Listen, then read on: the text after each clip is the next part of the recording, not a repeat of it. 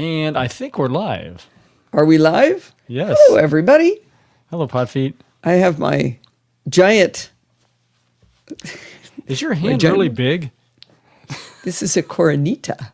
What is it? Is it 7 ounces? Yeah. Just over half a beer. I'm a big beer drinker.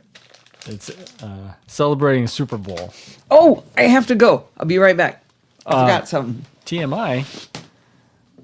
Yes, my lights Okay. just turned white. We'll I'll excuse fix it. her.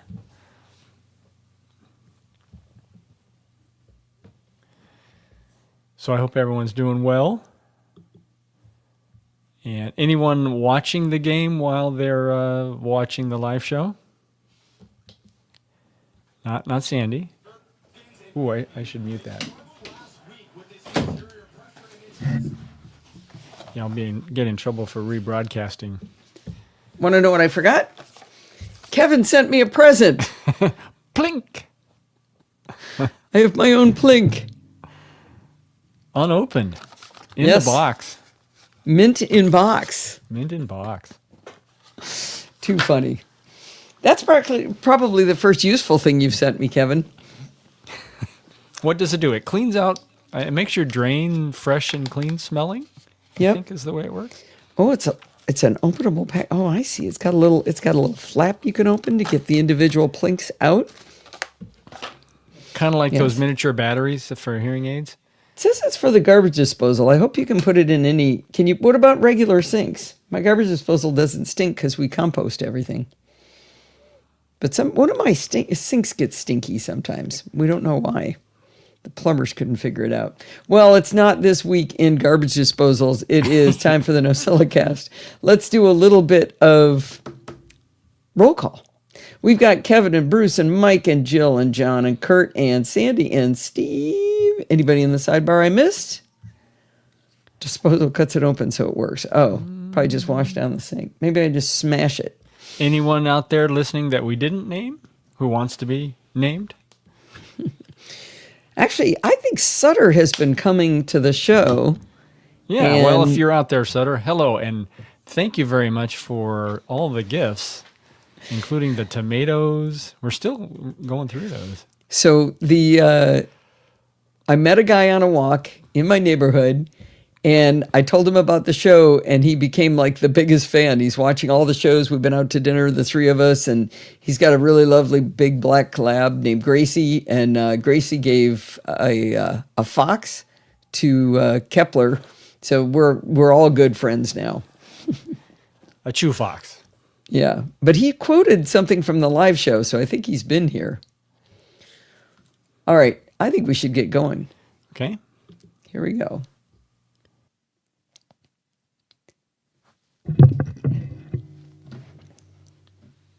Seats rolling back. Hi, this is Allison Sheridan of the NosillaCast podcast, hosted at podfeet.com, a technology geek podcast with an ever so slight Apple bias. Today is Sunday, February 9th, 2025, and this is show number 1031. I'm super excited about this week's show, not only because we have 4 really interesting interviews from CES, and we have an article about how I'm now providing transcripts for these interviews, but also because we have Jason Snell on the show, where he's going to explain how he makes his famous 6 colors charts, the ones he does for the Apple's earnings reports. It is geeky good fun. So let's kick right in.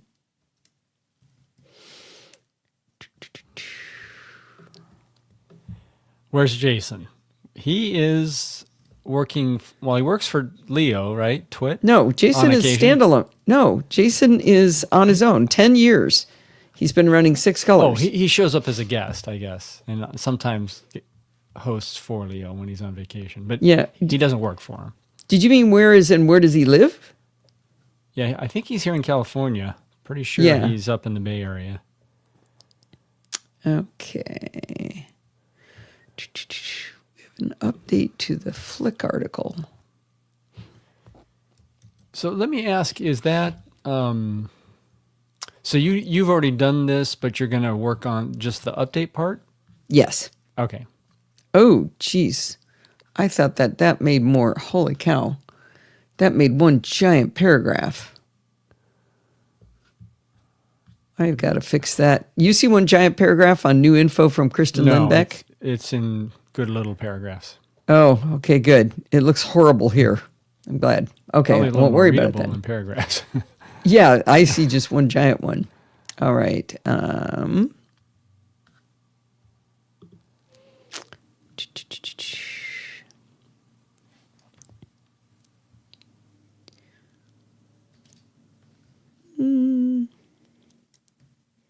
About a month ago, I did an article on Flick, which are these little buttons that you can assign actions to, HomeKit automations, if you will, on things from your home.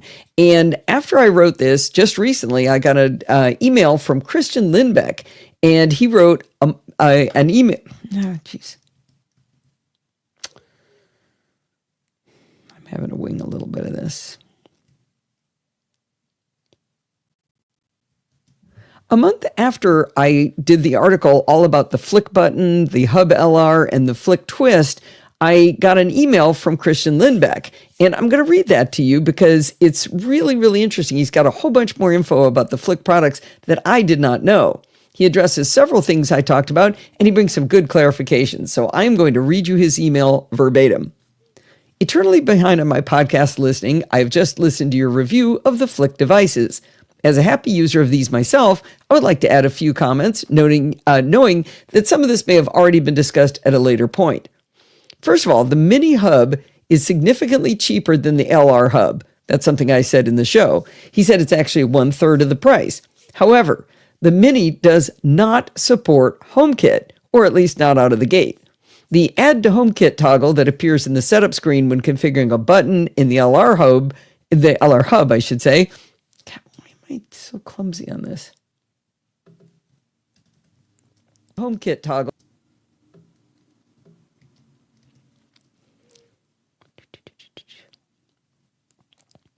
The Add to HomeKit toggle that appears in the setup screen when configuring a button in the LR Hub does not appear when the button has been to the Mini Hub.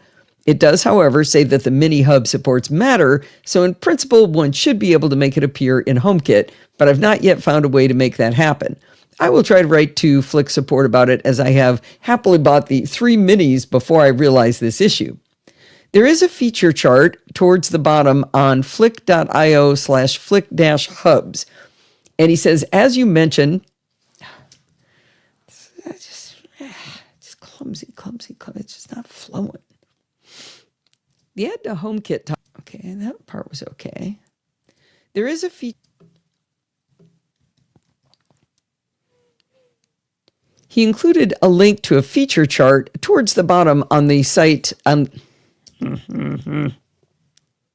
He included a link to flick.io/flick-hubs where you can kind of see the feature chart of the two different hubs and compare and contrast them.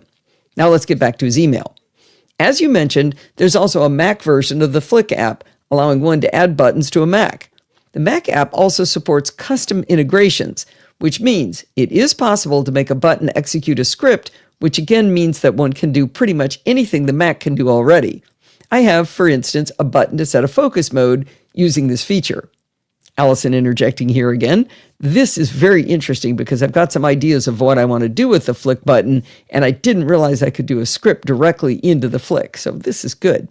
All right, back to Christian again. The IR capability of the LR Hub allows you to attach an IR blaster, which means that you can control a device that is controllable via IR, say a TV or a receiver. I have an LR Hub, but I've never looked at this. I think that the blaster needs to be bought separately. Flick sells various sticker packs. Oh.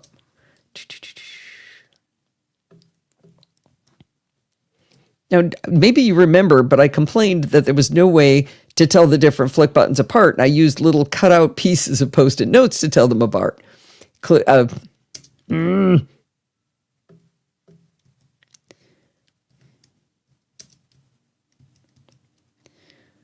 Christian addresses this too. He says, Flick sells various sticker packs, both with pictograms and blank stickers, such that one can use them to tell the different buttons apart. The button also remembers its name, so one can check with the appropriate Flick app if they've been mixed up. He also says, I was very excited when the twist came out. I think I backed it on Kickstarter. Jeez.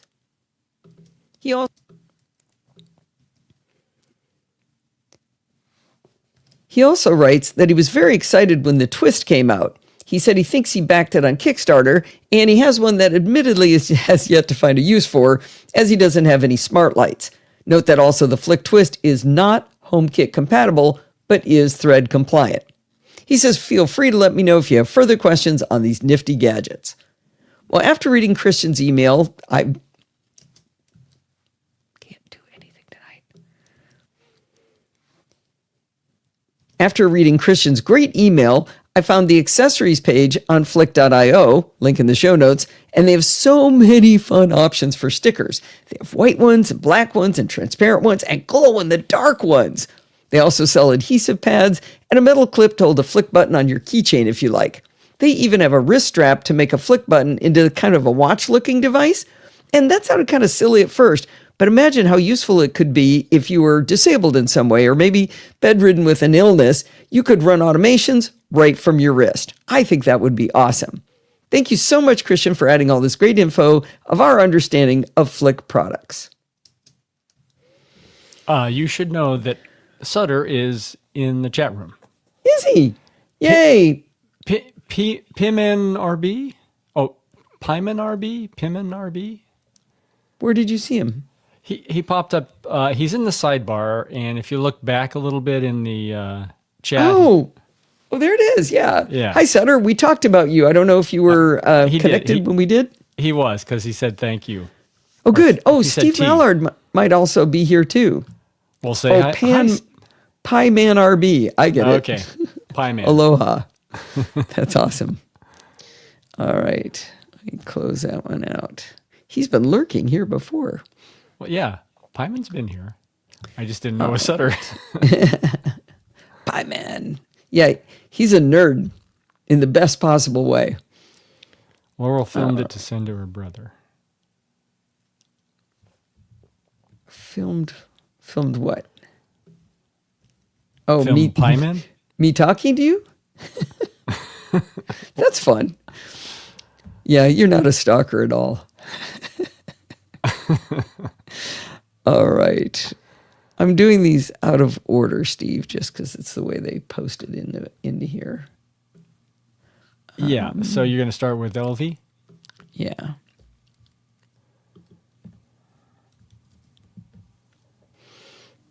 Oh, Allison talking about the dog gifts is what he filmed. Recorded, I assume, yeah. Oh, okay. Let's see. All right. Products. Oh. Need you to start more right about there. I have 5 grandchildren, so I had to stop immediately when I saw something to do with babies here. I'm in the LV booth with Alex Knox. Tell us about this. Well, LV is a company that designs products really thinking about mums very much as a starting point. So we started about 10 years ago and we developed a wearable breast pump at a time where breast pumps were kind of connected up to with I remember those. Like Yeah, so absolutely. kind of Both my really daughters revolutionized that. And then this was another product that's really thinking about mums and the challenges they have with getting so exhausted. So when we were kind of designing it, we spoke to loads of mums, and this sort of burnout was a real issue that was absolutely completely common. Like 93% of young mums suffer from burnout. And old mums, probably. And old mums, all mums. So we were thinking about how I had to call him on that one. I bet old mums are even more tired, right? Good point. I don't know that I have anything fascinating to say after that. The one thing I did notice, so this product is a baby bouncer that then you can just immediately convert into a bassinet, so the kid, you don't have to pick the kid up. But didn't you think it was pretty jiggly when they did the movement? Yeah, I would imagine if the kid's a light sleeper, he might wake up, he or she, but it's still, I think, an innovative design. It's still kind of a good first step towards a smooth transition where you don't have to actually physically pick up the baby. Yeah. At least the baby stays in place. Yeah, I'm just still not, I was just a little bit, maybe it'll be better. I don't know if that was a production unit. I forget if that one was regular, fully ready to go? Yeah, I forget when they said it would be. Oh, get on the product's wait list, so it's not yet available. So that could have been a demo. Maybe a little on the prototype side. Right. All right, we're going to switch gears from baby stuff to beehives. This is probably Maybe that would that be a fun interlude to say that? Yeah, yeah. This is probably one of your more unusual products that Yeah. you interviewed about.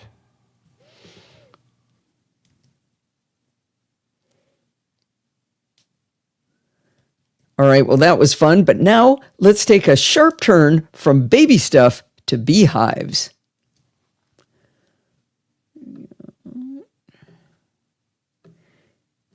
You know, it's easier for me to put the bookmark where the bumper is. I know it probably Yeah. makes more sense to have it where That's the fine. audio starts, but I think that's fine. I mean, it's a second or two. I don't think people mind if they hear that at the beginning. okay, good. Let's see. It's supposed to be down here.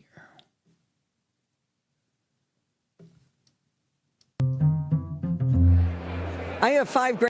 How do you like that transition? A little soon, but okay. You sure? Because I can move it up. Let's see. Stuff to beehives. That's good. When you're walking down the aisle That's and better? you see somebody wearing a beekeeper suit, you know you got to stop and find out what they're doing. I'm here with Pascal Brunner from Lifehive. Yes, hello. We have developed a solution for beekeepers, and we help them to control a parasite called varroa mite, which is the most deadly parasite. And we do this by applying heat instead of chemicals. Okay, I don't know anything about beekeeping. You have something that looks kind of a honeycomb and it's in a wood case, and I know nothing else. Yeah, exactly. So inside of this frame, we have a heating element embedded right in the foundation, and we heat up for 3 hours to 42 degrees centigrade, which is 108 degrees Fahrenheit. And this is like an in-floor heating for the bee brood, which kills the mites while the bees survive. So is this fake honeycomb and you don't put honeycomb in here? No, this is you put this one into your hives. This is how beekeepers work. Okay, so yeah, like I said, I know nothing about beekeeping. I've seen people like pull hives out and rescue the bees, that Yeah. kind of a thing, but I haven't seen. Do the bees build wax on top of it? Yes. The bees build wax on that. Yeah, exactly. The bees, they build up their cells right on top of here, and then they breed their baby bees in those cells. So this is how beekeeping is done at the moment industrially as well. Oh, I see. Yeah. So why is it not naturally that they live in heated environments? You would think that if heat helps kill those parasites, it has no other side effects to the bees? No, there are no side effects. I mean, the bees, they control the hive climate very strictly. So normally it's always like at 35 to 35.5 degrees. So they keep it very narrow. And they regulate it. So if it's too cold, they warm it up. If it's too hot, they start ventilating. The beekeepers do. No, the bees. The bees themselves. The bees themselves. They control the temperature. Yeah, exactly. Yeah. Wow. But with our treatments, we do a short-term treatment to 42 degrees centigrade just on that frame, which helps killing this parasite while keeping the bees alive. Wow, and they're okay with that little bit hotter temperature. Yeah, they are absolutely fine with that. That's fascinating. So how do you sell this product? We're selling this to beekeepers, and we're launching on Kickstarter by the end of February 25. Very good. And if people want to learn more about Lifehive, where would they go? To lifehive.io. Lifehive.io. And do you know, Steve wants to know how this is powered. It's all solar powered, so we have a battery and a solar panel per hive, so that they can work on remote areas or in somewhere out in the fields where you don't have grid access. Very good. This is really cool. I don't know anything about what this should cost, but do you have an idea of a price point? Yeah, MSRP will be $799, and with the Kickstarter campaign, you can get it at 30% discounted at $549. So do you buy a hive, Yeah, or do you, the not full just this hive. one piece? The full hive, including solar and battery, is all together, sold as one kit. Oh, that's way better than just this one piece then. Now I get it. Yeah, exactly. You got it. All right, thank you very much. This was really interesting. Thank you, Pascal. All right, thank you, likewise. Yeah, the rest are best in show for sure. How about how quickly I was able to come up with a photo of a costume that's from pretty 40 good. years? That's because you label all of your photos. Yep, I try. I haven't been lately, but now it just finds stuff. So, How's that Coronita, Podfeet? why, it's lovely. Actually, I it should have a lime in it. A lime. I just Yes. thought of it. Would you like a lime? I would like a lime. Okay, I'll have to leave and I'll be back. We look younger than that. Man, how old do we look, Sandy? What is next, by the way? I'm going to be fancy reading. okay. I'll do it while you're reading. You sure? Okay, that Yeah. means walking in while I'm working. Well, yeah. I'll do it silently. Okay. Since he's always so stealthy, right? Put the lime in the Coronita and shake it all up. Do you know, I have only bought, I think it's 12 albums in my lifetime, and that was one of them. Put the lime in the coconut and drink it all up there. Music. All right. So now let's see. Give me a bumper.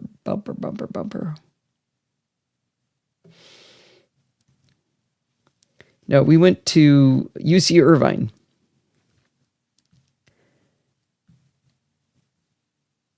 Okay. Yeah, we met at UC Irvine in chemistry class.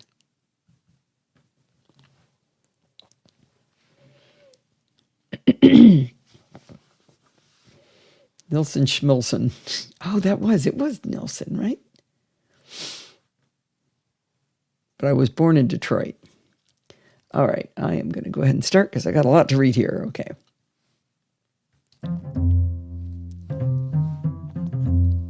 Well, I know I'm a weirdo with a podcast and blog posts for everything that's in the show. I've told the story many times how someone told me I shouldn't do that because maybe people would read instead of listen.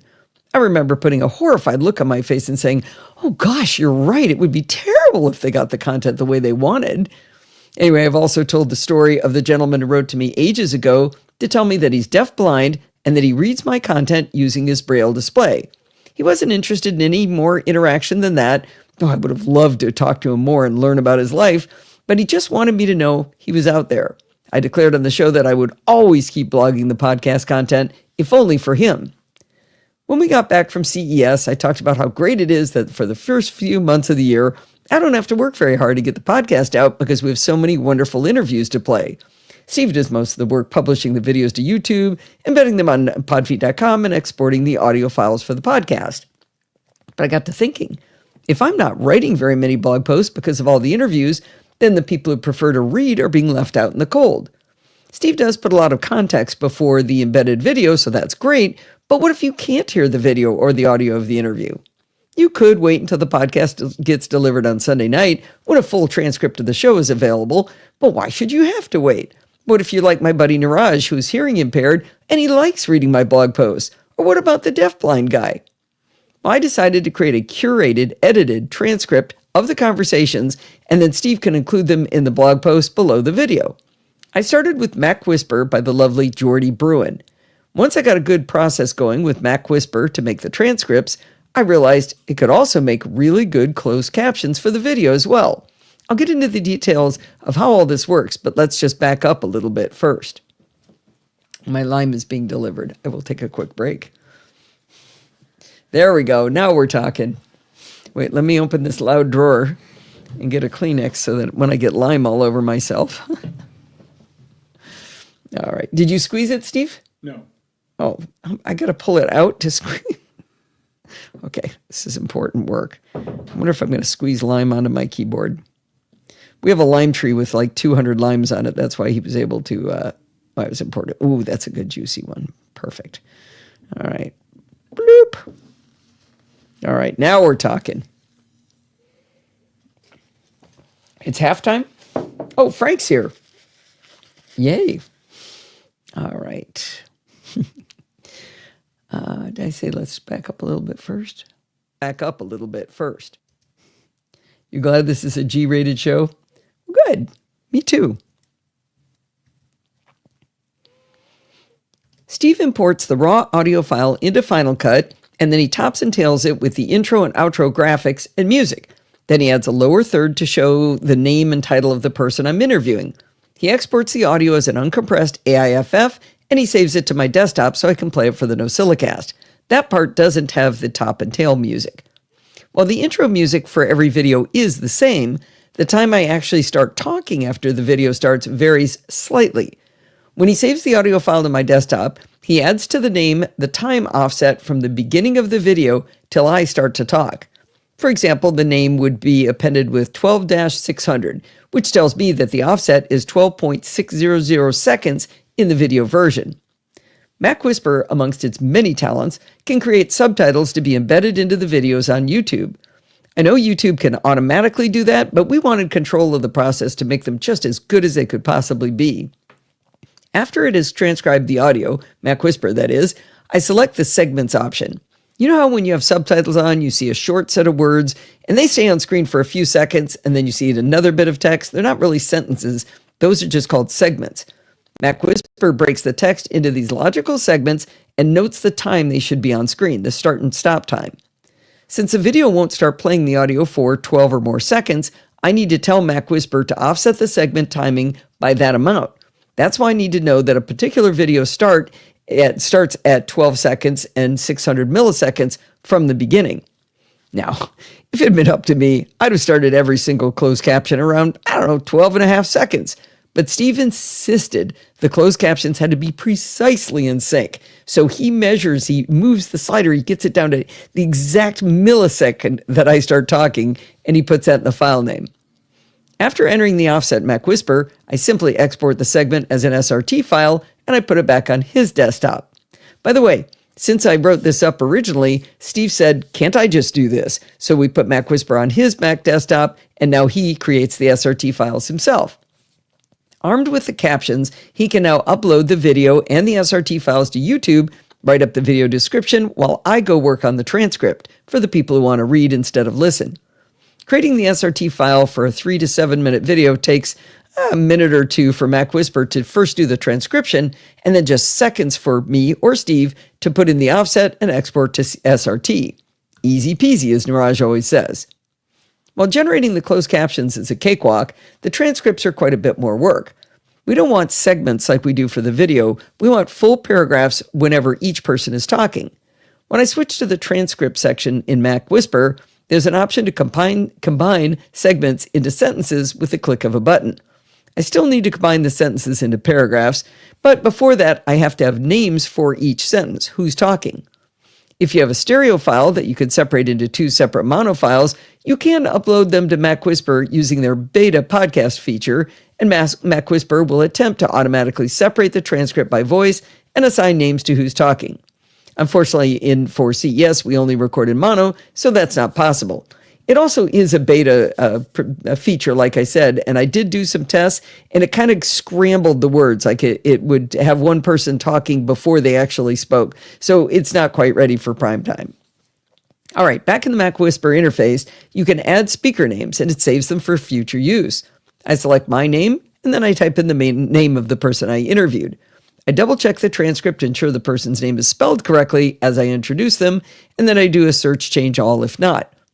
At this point, I can hover over a sentence, and I can type 1 or 2, depending on who's talking.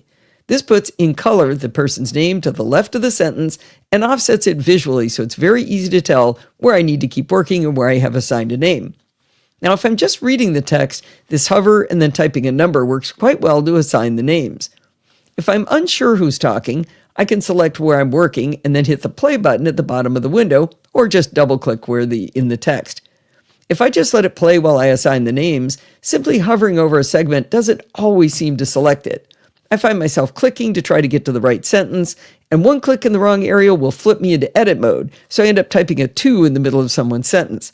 If I click to the far left of the sentence, then that reliably lets me assign the name, but that's a tricky area to precisely click. I find myself stopping and starting the audio in order to get the names assigned reliably, so it was a bit tedious. Once the speakers have been identified, I need to shift select sequential sentences by the same person, then right-click in the area and select Merge from the drop-down menu. Jordy has promised me a keystroke for Merge, but it's not just there just yet. Once I've manually named the segments and merged them into paragraphs, I can go back to export. I select Markdown as a format, toggle off timestamps, and toggle on Show Speaker Names. I ship the resulting Markdown file to Steve, and he completes the blog post with the transcript. Now, the process of combining sentences and assigning speakers doesn't take that long, but it's tedious and it's really uninteresting to me to do such repetitive work. After doing maybe a dozen or so of these Markdown transcripts, I had an idea. I wondered if the paid-for version of ChatGPT, I think they call it ChatGPT Plus, I wonder if that could create the transcript automatically for me. I pay for it, so I thought I'd give it a shot. My first prompt was, can you transcribe audio files and assign names to the different voices if I tell you the names?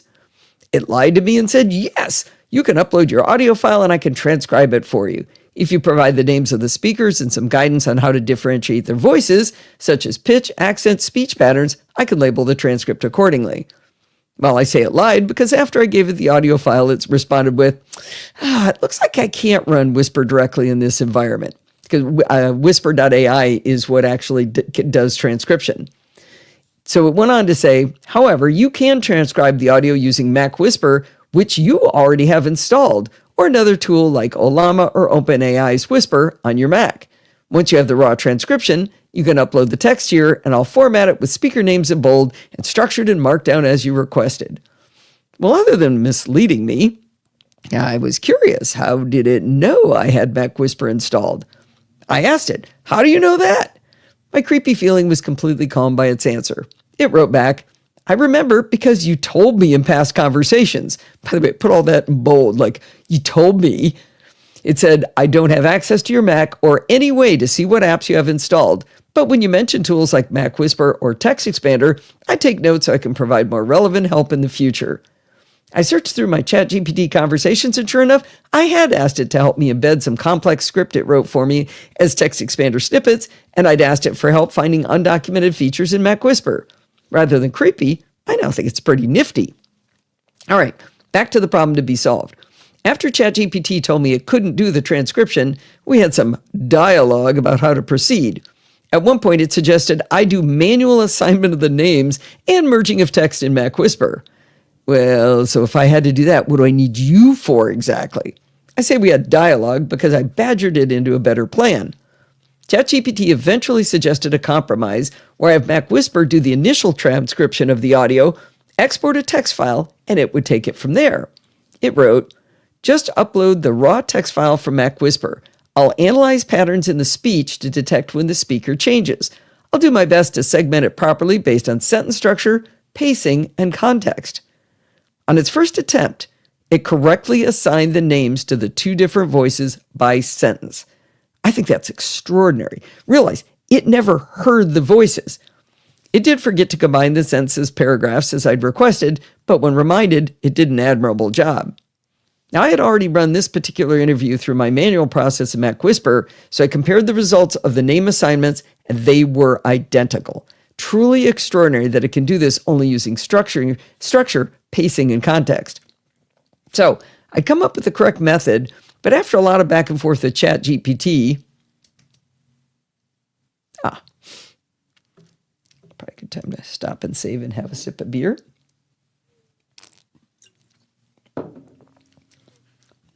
Let's see, what did you just say there? I wonder if we could change enter edit mode to option click instead of just click. Yeah, that would actually be better if it wasn't the same gesture. Don't worry, in the end, I don't end up using it at all.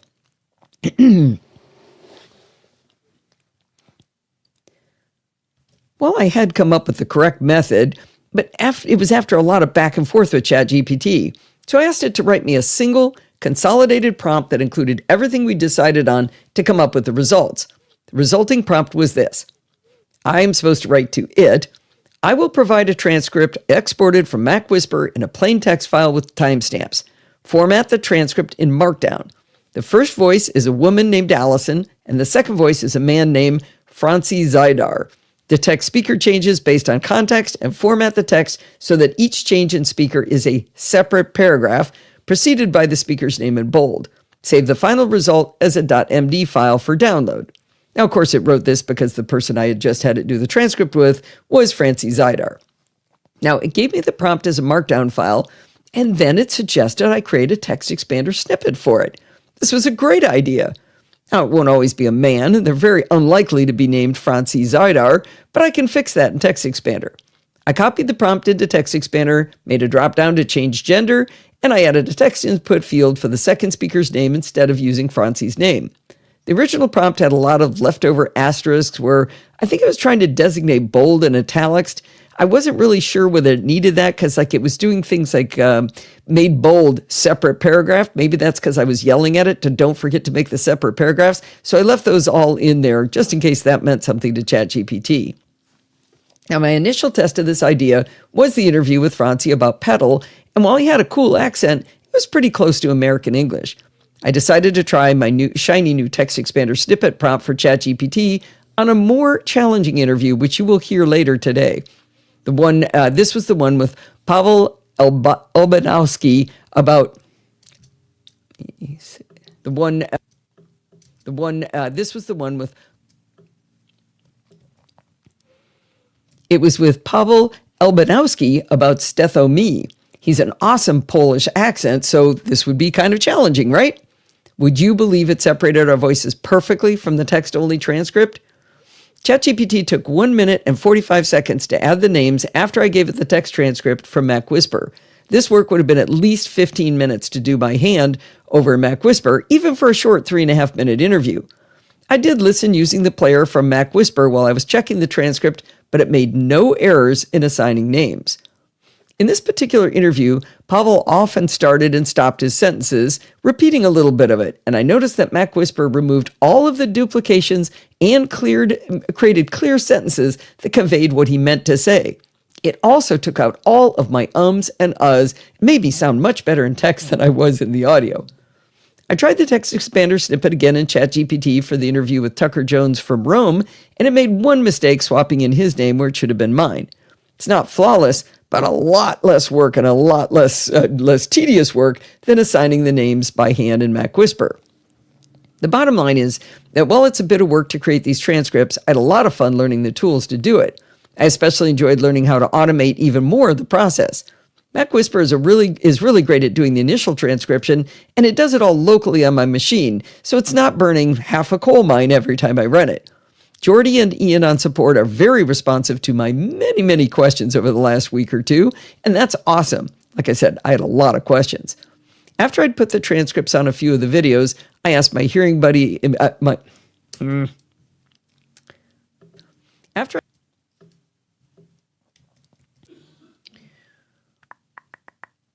After I'd put the transcripts on a few of the videos, I asked my hearing impaired buddy Niraj what he thought. He told me I could quote his response.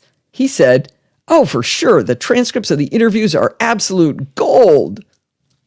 I'm going to go on, but Steve, can you look for, in the first time I say bottom line, the first paragraph, the end of the sentence says, "and I had a lot of questions," and it's a lowercase I. Are you there, Steve? Yeah, I'm here, but where are you again? Just do a search on the page for "I had a lot of questions." And what do you want me to change? It's a lowercase I. It should be an uppercase I. And I noticed something else when you found that. In where? The blog post I just read. I had a lot of questions. Where's the I? Will it become obvious? It's the word I, and I had a lot of questions. Oh. Got it.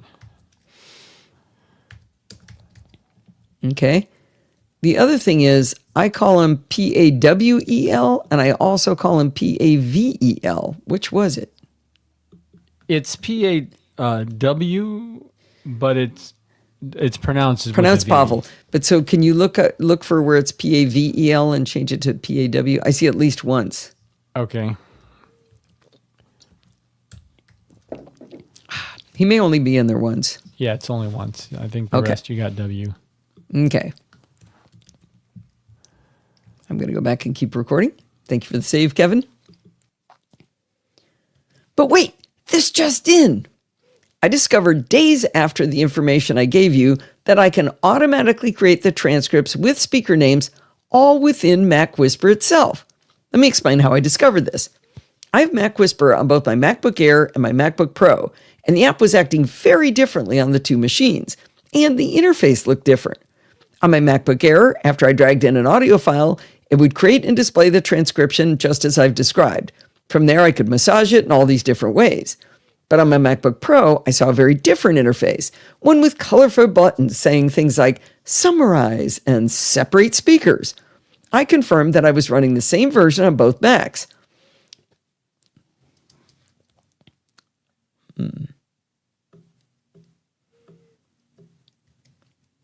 On the MacBook Pro, I thought, hey, that button to separate speakers sounded nifty, so I pushed it. I was very surprised to be confronted by a message telling me I don't have access to the GPT-4o model.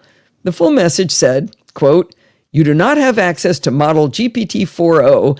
To access GPT-4 models, your account needs to have a valid payment method linked, and you need to use at least $1 with GPT-4o Mini.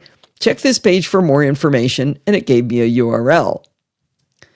I have another correction. Do you see the part that the quote I just read, Steve, above that picture? Yes. Where it says you don't have access to model GPT-4o. For ICOP, that should be a lowercase o, not a 0. Yep. Got The it. second one looks right. Thank you. I think I used a tool to copy the text out of a screenshot there. All right. This was very confusing to me because in Mac Whisper's settings, you can put in your API key for ChatGPT Plus, which I'd already done.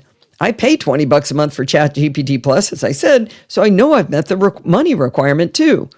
I wrote to Jordy and he explained the problem. He said to use the ChatGPT features, you will need to add your own OpenAI API key. That API key also needs to have a valid payment method linked to it. Note that this is not the same as ChatGPT Plus, the subscription. It's confusing, I know, and I've written OpenAI before about this. Well, that's a horse of a different color, isn't it? I ended up having to ask ChatGPT, how do I attach a credit card to my API key? And when I found the answer from ChatGPT, I authorized it for $5, which was the minimum. I unchecked the recurring expense part because I had no idea how much this was going to cost. I did not want to give OpenAI a blank check. Back in Mac Whisper, I dragged in an audio file, typed in a prompt telling it the speaker names, and asked that it assign the names in bold and make it in Markdown format. I then pushed the bright green button that said separate speakers, and it worked. Now, it didn't look like Markdown format, and while manually copy and pasting that didn't work properly, I finally noticed a copy reply button on the right.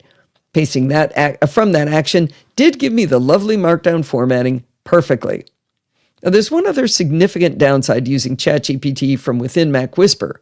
Unlike when using the standalone app, ChatGPT inside Mac Whisper doesn't appear to remember anything from prompt to prompt. It's sort of like when you go to ChatGPT on your iPhone through Siri and it goes over and asks a question, and then the next time you ask a question, it doesn't remember. It's just like that. Now, this does force you to get better at writing your initial prompts, that's for sure. Now, you might be asking yourself how much I got soaked by OpenAI. Not OpenAI. OpenAI. Don't slide. Cut.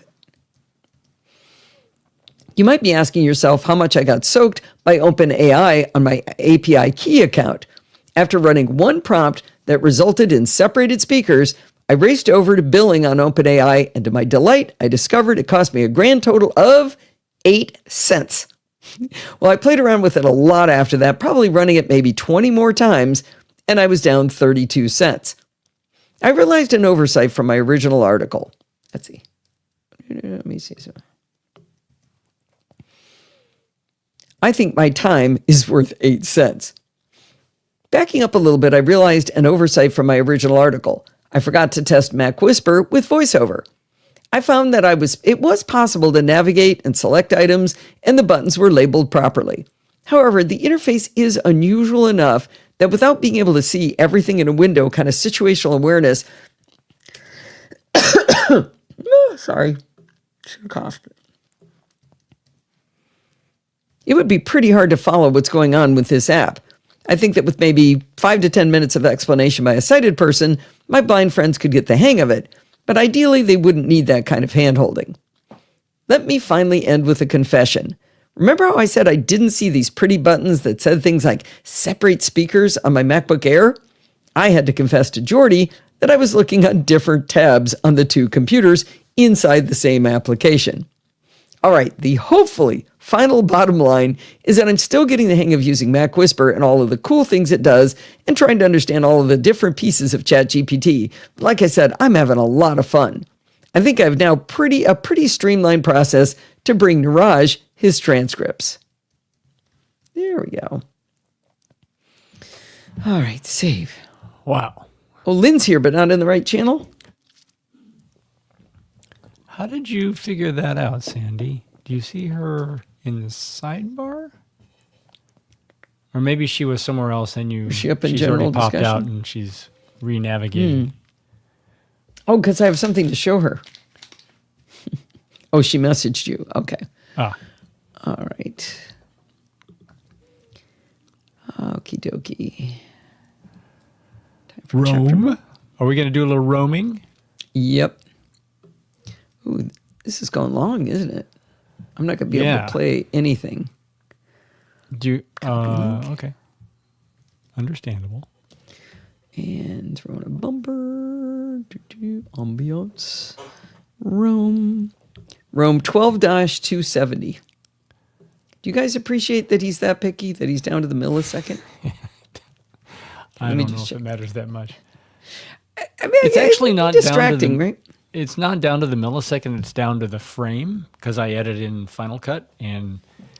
Well, but if you tell me 270 versus 200, that's tens of milliseconds. They're always in intervals of 1/30th of a second because that's how many frames are in a second. So it's not. How is it 1/30th? Because 30 frames per second. That's the No. How is 270 and 230? You can't have 270, 170, and 230 and be talking in 30 millisecond. Oh, maybe you can. No, 270 to 230 is 40 milliseconds apart. So you're doing different increments of milliseconds. I may have rounded. All right, let's listen to this. His transcripts.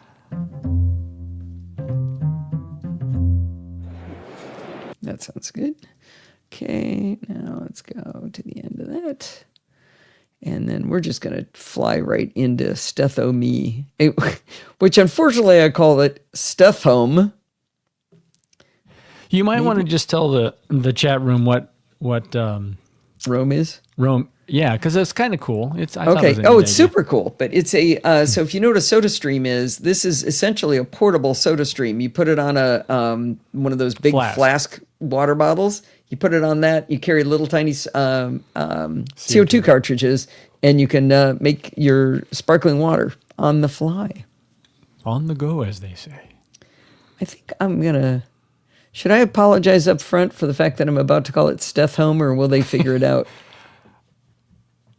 You can. It's up to you. Yeah. I don't know if people would even notice, but I did. But it's pretty obvious. Oh wait, it's funny though. The guy you interviewed, who I believe was the CEO, didn't say a word. He just said Stethome. He didn't say no. It's not Stethome. It's Stethome. Hey, moron. Yeah, well, right. I'm wondering whether that happens. It might be. I mean, it's spelled Stetho, capital M-E. Yeah. But it's all one word? Right. So it might have just been on the literature. Well, wouldn't it be Stethome? No, it's Steth. S-T-E-T-H. Oh, Stethome. I see what you're saying. Or it could be Stethome. Okay. Let me put this. But it is Stethome. Okay, I'm going to say it because it's bugging me now. No spoilers. Hope that's not a spoiler. No, that can't be. That's Miami. Okay. Shh. Stop talking. Okay, let's see. Before I start the next interview, I, at the very beginning of this, call the product Stethome because of how it's spelled, but it's actually Stethome. He corrects me, but he doesn't say it very snottily, but I wanted to confess up front that I said it wrong. Okay, he doesn't really correct me. He just says the name. All right, let's just see how that sounds. I said it wrong.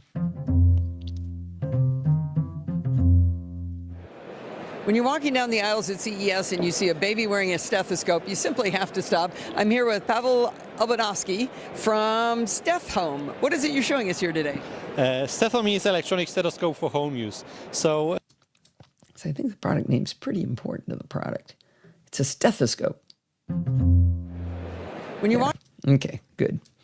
Pavel. So you fixed Pavel's name, right? Oh, yeah, in the blog post I did, yes. We have a new You know, it's- jingle. It's interesting. Pavel, the L in Pavel has a slash through it, I believe, because Yeah. it's I think Polish. it's Polish, right? And everything picked it up correctly. When I copied and pasted, it brought it over in every single post that I made. Somehow that L, that unusual L, was recognized. And I spelled it correctly for you. Well, I'm not sure that's where I got it, but thank you. Yeah, but it is interesting. You can copy and paste, and it's a different ASCII character, ASCII, probably, right? Correct. All right. Let me see how this sounds.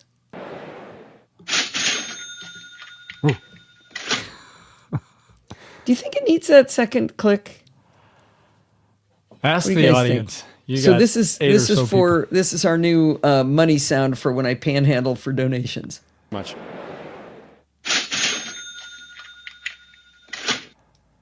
Did So that that's go too opening loud? and closing the a cash register. Old timey cash register. Yes, both. What It is does yes, provide both some mean? closure. Both, keep them both. Okay. Can you play one more time? I want to see if it goes into the red. It sounds a little loud, but go ahead. Huh. It sounds loud, but it doesn't go red, so I think you're okay. Okay.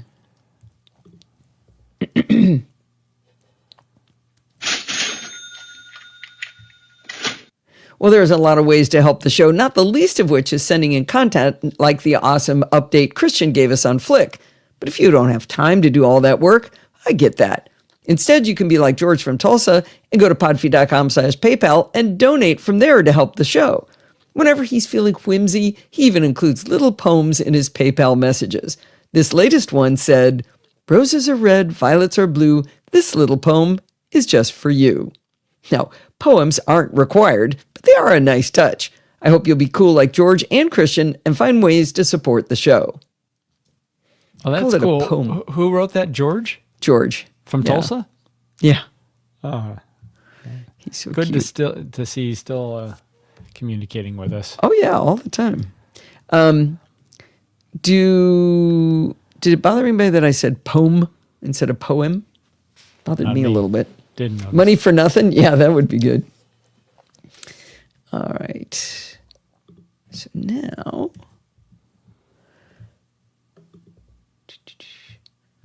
I forget. Do I put the chit chat music in when I do the chit chat stuff?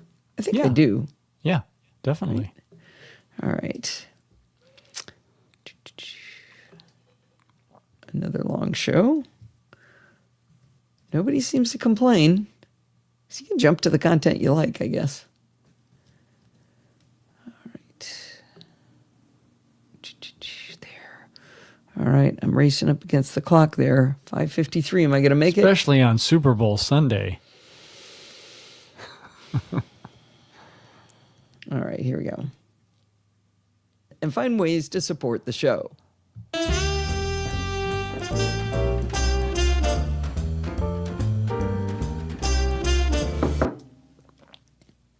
Too late. Well, I couldn't be more excited to. A little early.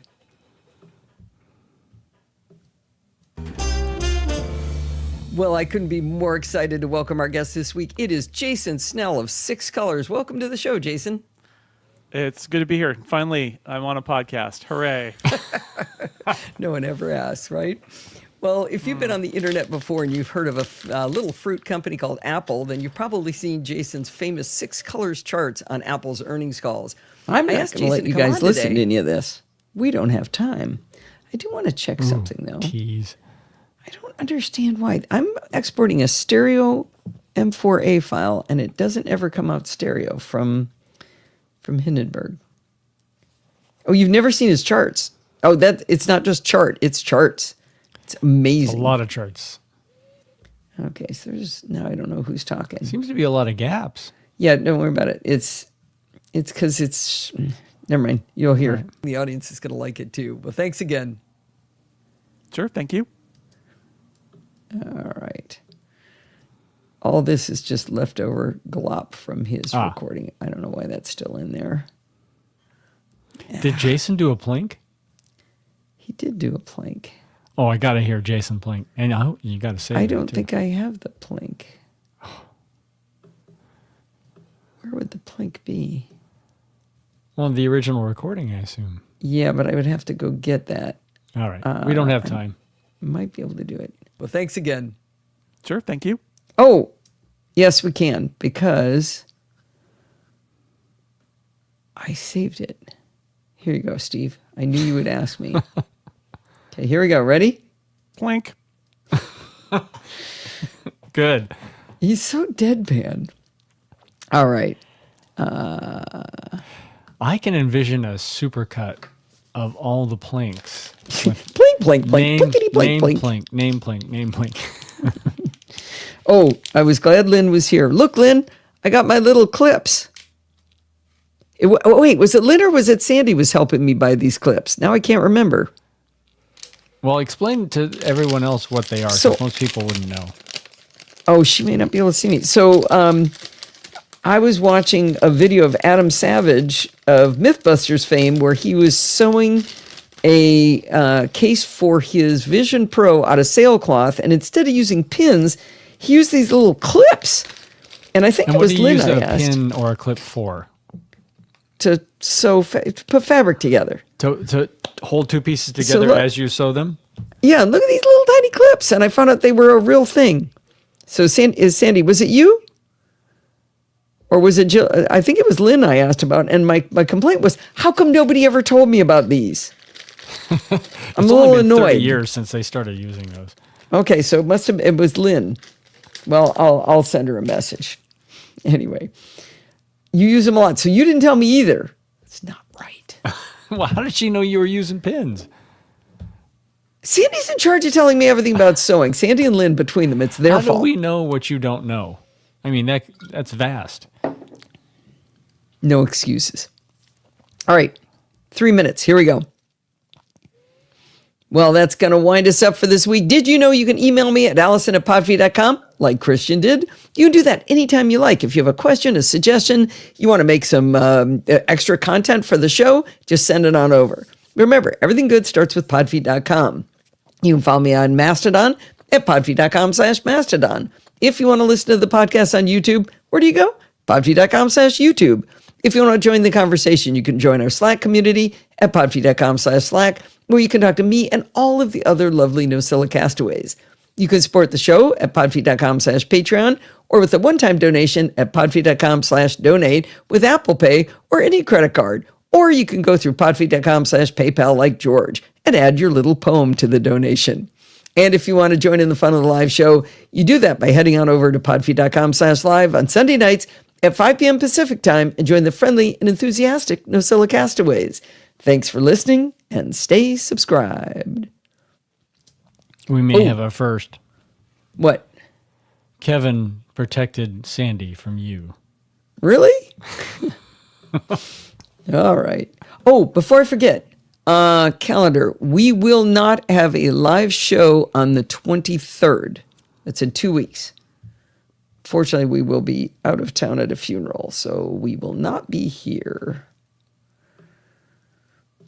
And stay subscribed. Okay, John, that was nice. Back to the second best show of the evening. That's unusually nice from John. It is. Okay, chapter count. Oh. Shh, don't. I see 8. 8. 8. Yep. Just say All eight. right. This I is think it. we had 8 last time. Nope, we had 7.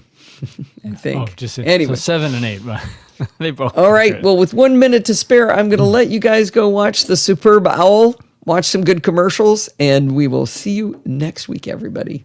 Bye. Goodbye.